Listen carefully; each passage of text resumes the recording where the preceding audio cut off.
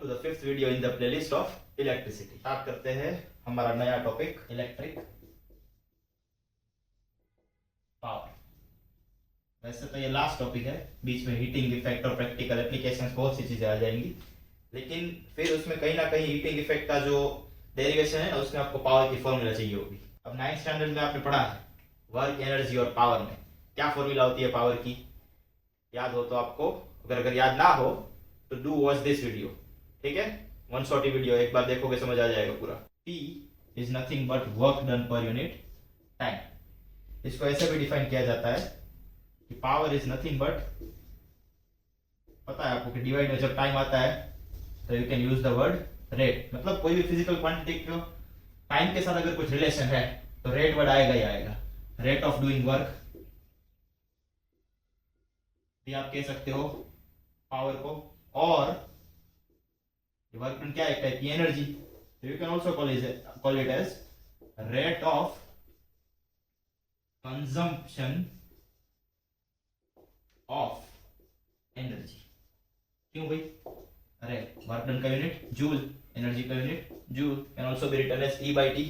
एक particular time में आप कितना वर्क डन कर रहे हो, अगर एक पर्टिकुलर वर्क करने में आपको टाइम ज्यादा लग रहा है मतलब क्या हुआ, पावर कम है। और वही work, same amount of work अगर आप कम टाइम में कर रहे हो मतलब क्या हुआ, पावर ज्यादा है ना। तो कम टाइम मतलब पावर ज्यादा, और ज्यादा टाइम लग रहा है पर्टिकुलर वर्क डन को करने में मतलब पावर कम है। That's why we write it like power is equals to work done per unit time. Power और टाइम के बीच में क्या रिलेशन हो जाएगा, अगर वर्क डन कांस्टेंट है तो इनवर्स रिलेशन। भाई टाइम बढ़ रहा है मतलब पावर क्या होगा, कम उस पर्टिकुलर ऑब्जेक्ट का, और अगर टाइम कम लग रहा है किसी पर्टिकुलर वर्क डन को करने में मतलब उसका पावर क्या होगा, ज्यादा।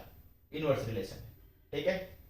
अभी तक हमने बहुत सारे ऐसे यूनिट्स पढ़े, करंट का एम्पियर, पोटेंशियल डिफरेंस का वोल्ट, रेजिस्टेंस का ओम, रेजिस्टिविटी का ohm metre if you remember that we have derived, फिर चार्ज का कूलम, टाइम का second. Okay, what is the unit of power.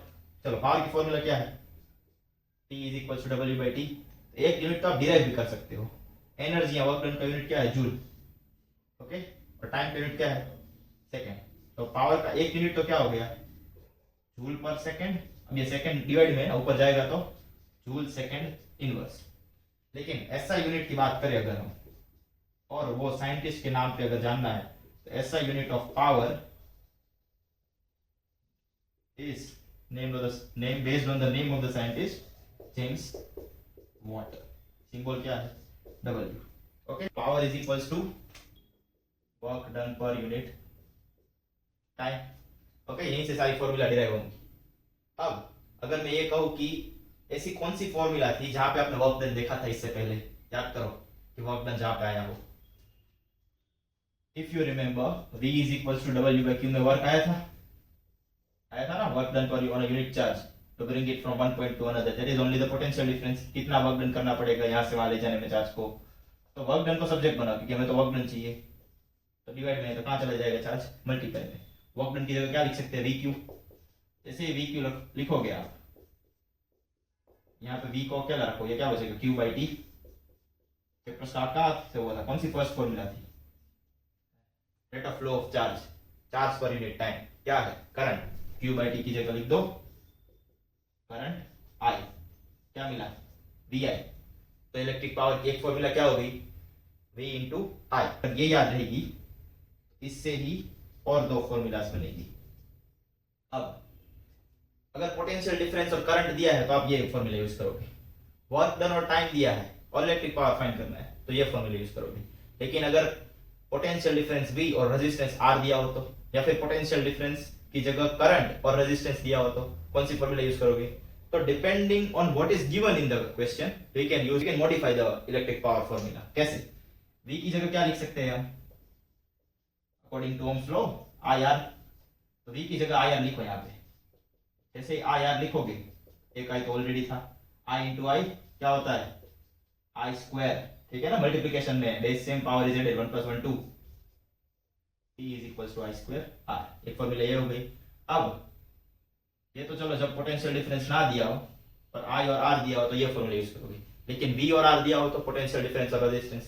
तो करंट की जगह क्या लिख सकते हो आप, वही यहाँ से I को सब्जेक्ट बनाओ तो V/I आर, वही ओम्स लॉ से, ठीक है। तो जैसे ही आप आई को रिप्लेस करोगे, वी एज इट इज, आई को रिप्लेस करना है वी बाई आर से, ये क्या मिला, V into V again square, V square by R. कितनी फॉर्मूला हो गई देखो पावर की, W by T, rate of doing work, VI, I square R and V square by R. So let's start our next topic, unit of energy या फिर units of energy।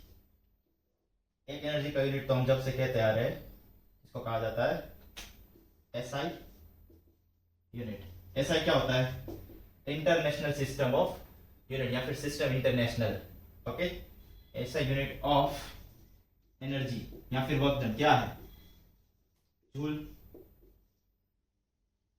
और commercial unit of energy, commercial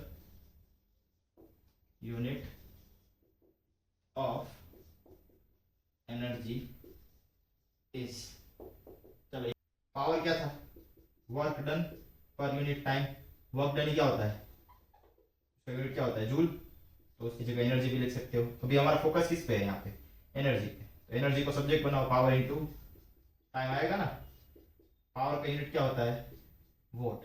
time का unit क्या होता है, second, okay. तो energy का unit क्या हो गया, वोट इनटू सेकेंड। लेकिन जैसे कभी कभी आप अदर यूनिट्स भी यूज करते हो, जैसे वोट की जगह किलो वोट, मीटर की जगह किलोमीटर। यहाँ पे हम ऐसा यूनिट की बात नहीं कर रहे, यहाँ पे हम बड़े यूनिट की बात कर रहे हैं। तो वोट से बड़ा यूनिट क्या हुआ, किलो वोट। और टाइम का यूनिट सेकंड से बड़ा मिनट, मिनट से बड़ा आवर। वैसे ही commercial unit of energy is kilowatt hour. अब हमारा फोकस है कि भाई ये किलोवाट आवर और ये जूल, इन दोनों के बीच में क्या रिलेशनशिप है, और how to convert the kilowatt hour into joule. जैसे किलोमीटर और मीटर के बीच में क्या रिलेशन है, 1000 का। 1000 metre is equals to 1 kilometre, 1000 gram is equals to 1 kilogram, okay. Micro मतलब 10⁻⁻⁶, मिली मतलब 10⁻⁻3। वैसे ही let's try to find out relationship between 1 joule, that is the SI unit of energy, and kilowatt hour, that is the commercial unit of energy. देखो 1 kilowatt our, ठीक है, इसको joule में convert करना है। अब 1, अभी मैंने कहा किलोवाट, किलोवाट, किलो मतलब 1 एज इट इज, किलो मतलब 10⁻3। अभी कहा किलोमीटर 1000 मीटर, किलोग्राम 1000 ग्राम, किलोवाट 1000 वोट। 1000 को 10⁻3 भी लिख सकते हैं।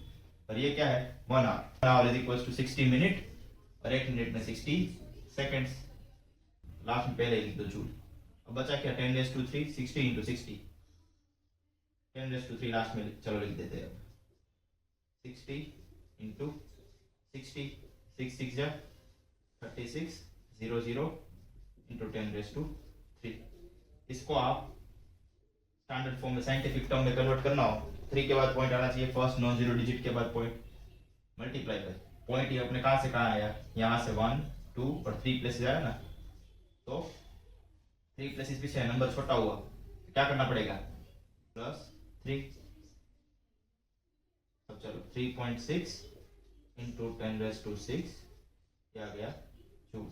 तो 1 kilowatt hour is equals to 3.6 into 10⁻6 joule. अगर यहाँ पे आपको डाउट आया कि भाई यहाँ से ये स्टेप कैसे आया, तो देखो यहाँ पे ऑलरेडी क्या है, 3600, ओके, 10⁻3 एज इट इज रखते हैं।